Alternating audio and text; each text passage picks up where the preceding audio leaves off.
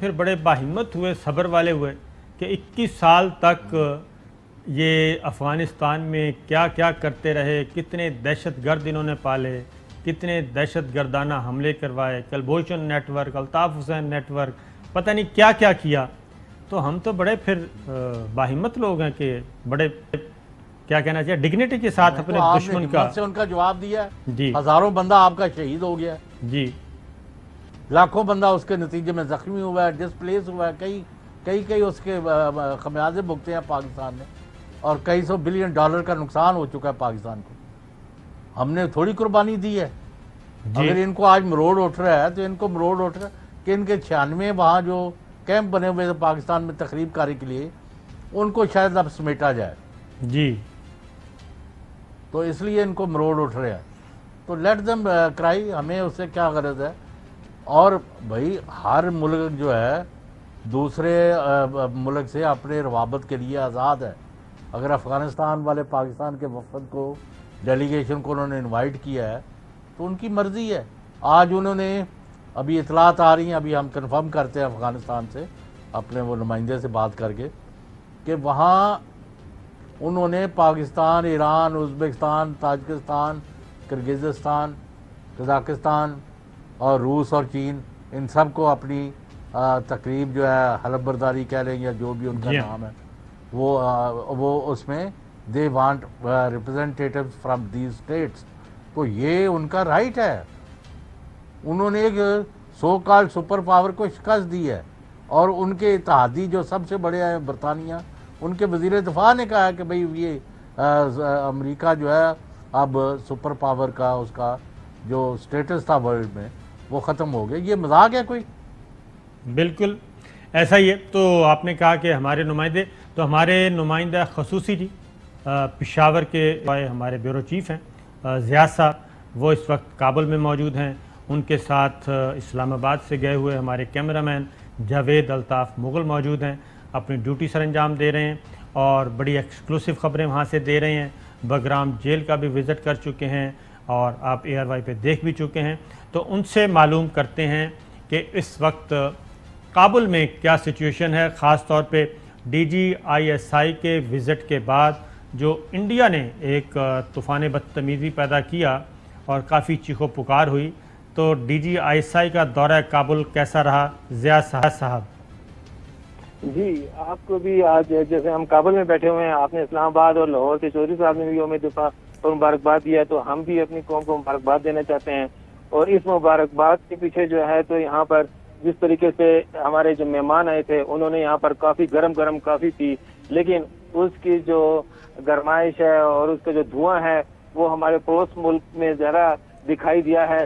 تو اس حوالے سے اس دورے کی جو اہمیت ہے وہ بدستور ابھی تک قائم ہے. آج بھی جتنے بھی افغان ٹی وی ہیں، افغان جرنلسٹ ہیں، وہ اس کو ڈسکس کر رہے ہیں. ذبیح اللہ مجاہد کی آج پریس کانفرنس تھی، اس میں بھی بارہا جو افغانی جرنلسٹ ہیں اور جو غیر ملکی جرنلسٹ ہیں ان کے بھی بار کوشچن سامنے آئے کہ D G I S I یہاں پر آئے تھے، ان سے کیا بات چیت ہوئی، اور ہم نے بھی خصوصی طور پر ان سے بات کی. لیکن اس ملاقات کے حوالے سے ہر بندہ اپنے پرسپیکٹو سے بات کر رہا ہے، لیکن ذبیح اللہ مجاہد نے بہت اہم بات کی ہے. اگر دیکھا جائے تو یہ ملاقات ایسا لگتا ہے جیسے کہ افغان طالبان پر آئے ہیں. اور دوسرا آپ دیکھ رہے ہوں گے کہ ویسٹرن میڈیا پہ بہت زیادہ یہ خبریں چل رہی تھی کہ پاکستان کے جو تورخم بارڈر ہے، اسکن بلدک بارڈر، وہاں پہ افغان باشندے آ کر کھڑے ہو گئے ہیں اور پاکستان آنا چاہتے ہیں. تو اس پاکستان، اور یہ کہا جا رہا ہے کہ پاکستان ان کو انٹری نہیں دے رہا ہے، حالانکہ ایسی بات نہیں ہے. پاکستان یہاں پہ افغان طالبان سے بات کرنے آئے تھے کہ آپ ہمیں یہ جو ہے افغان جنتا مجاہد کیا ہے کہ یہ انٹری افغان کو بند کی ہے. اور اس کا مقصد یہ تھا کہ چونکہ جب انہوں نے 15 دیا تھا تو یہاں کی جیلوں سے بہت سارے لوگ قیدی بھاگ گئے، اور وہ بھاگ کر چونکہ افغان طالبان نے یہاں پر اپنی حکومت قائم کر رہے ہیں تو اس حکومت کے خطرے کی وجہ سے وہ پناہ لے رہے ہیں. کو یہ خطرہ ہے کہ جو ان کے خلاف لڑتے آئے ہیں، جس میں جو ہے تو افغانستان کی آرمی کے لوگ ہیں، انٹیلیجنس کے لوگ ہیں، اور ان کے پاس اہم معلومات ہیں، تو وہ کہیں جو ہے اس راستے کو اختیار کرتے ہوئے فرار نہ ہو جائیں.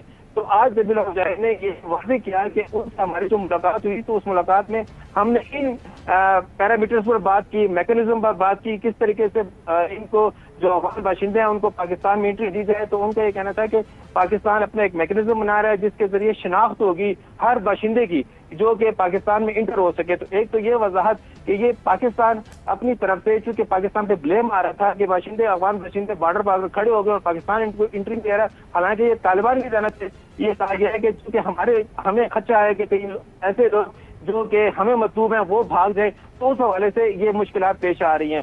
दूसरी मुश्किलात ये है कि पाकिस्तान के कंसर्न थे कि तालिबान के जब टेक ओवर कर लिया है और पाकिस्तान के जितने भी डिस्ट्रिक्ट मिलते हैं, चाहे पक्तिया, खोस्त है, कुनड़ है, वो जो मिलते हैं हमारे बाजौर से, हमारे बुमन से, हमारे शुमाली वज़ीरिस्तान से, वहाँ पर दहशतगर्दी की कार्रवाई हो रही हैं। तो तालिबान ने जिस तरह दोहा मुआहदे में ये कहा था कि इनकी यहाँ जब वो टेक ओवर कर लेंगे इस्तेमाल होने नहीं देंगे दूसरे मुल्क में दहशतगर्दी के लिए, तो उस हवाले से भी ये कंसर्न अपना पेश करने आए थे कि पाकिस्तान में तो वाक़यात हो रहे हैं और क्यों हो रहे हैं, इस हवाले से वो अपना जो है रोल अदा करे।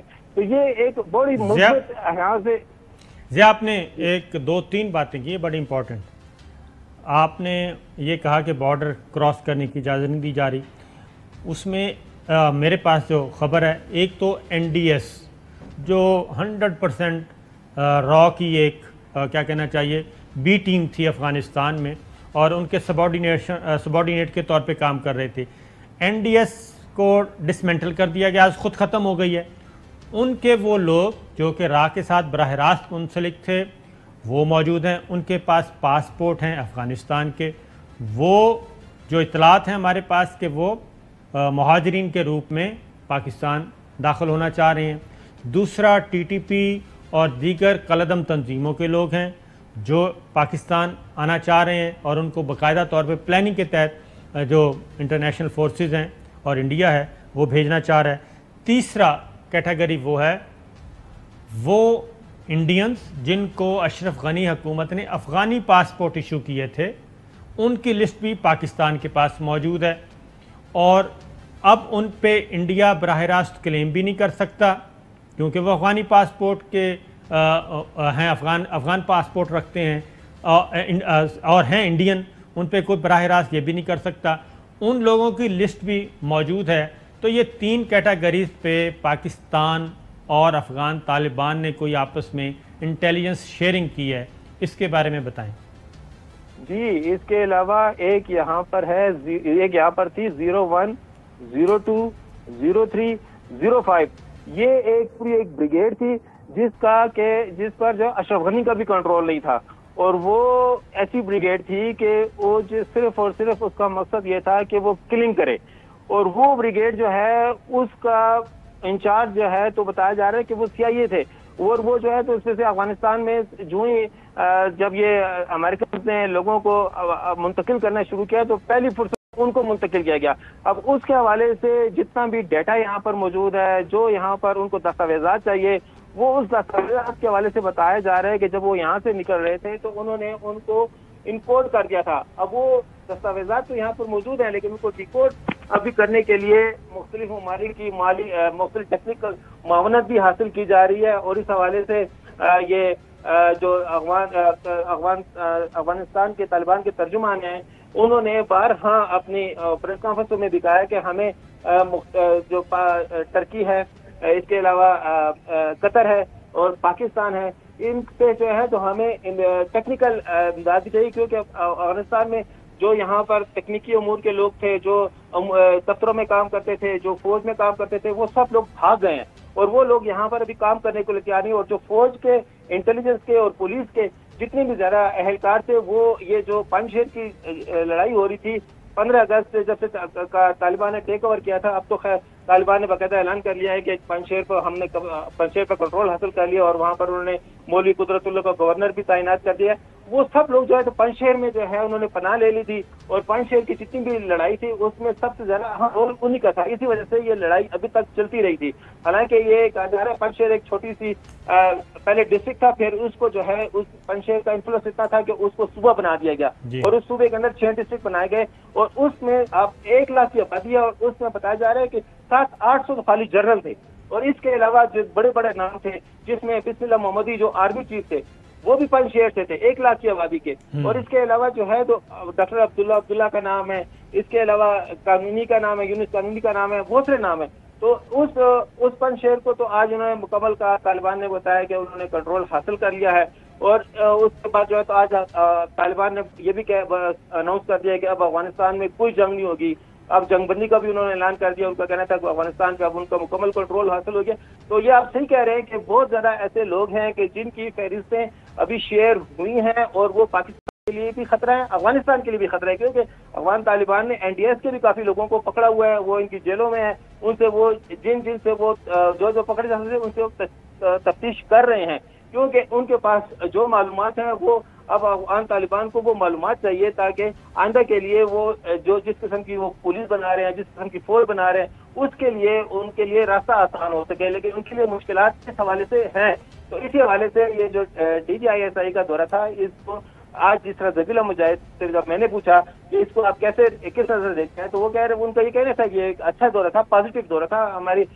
हम आपस में मिलना जुलना चाहिए। पाकिस्तान नहीं, पाकिस्तान के अलावा दूसरे भी जो हैं, मतलब अगर ईरान से आते हैं, कतर से आते हैं, टर्की से आते हैं, तो हम तो लोगों से मुलाकात कर रहे हैं। और जिस तरह चौधरी साहब ने भी बताया कि ये वाकई के जो यहाँ पे जो तालिबान के तर्जुमान अहमदुल्ला वासिक, उनके ने इस बात की तस्दीक की है कि जब तालिबान की सेरेमनी होगी, जब नई गवर्नमेंट बनेगी, तो उसमें पाकिस्तान को, ईरान को, चीन को, ताजिकिस्तान को, रशिया को, टर्की को, कतर को, इन सब लोगों को बाकायदा वो दावतनामे जारी कर चुके हैं। और हमने जब आज ज़बीला मुजाहिद से ये क्वेश्चन भी जब किया गया, तो उसने कहा कि जी उनके इल्म में तो इस बात की जरूरत नहीं है, लेकिन मुझे हो सकता है कि हमारे जो दफ्तर जो इस इंतजाम की तैयारी कर रहे हैं, उन्होंने ये तमाम दावतनामे जारी कर दिए हों। बिल्कुल ठीक है, एक ब्रेक लेते हैं जी, ब्रेक पर आते हैं तो मजीद खबरें।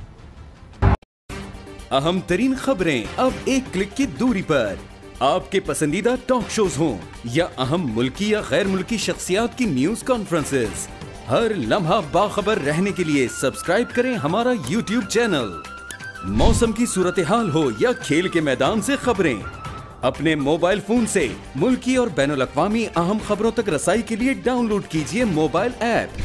बावसूख ज़राए से मुसद्दिका खबरों, तज्ज़ियों और तबसरों से मुस्तफीद होने के लिए विजिट कीजिए पाकिस्तान की सबसे बड़ी न्यूज वेबसाइट www.arYnews.tv।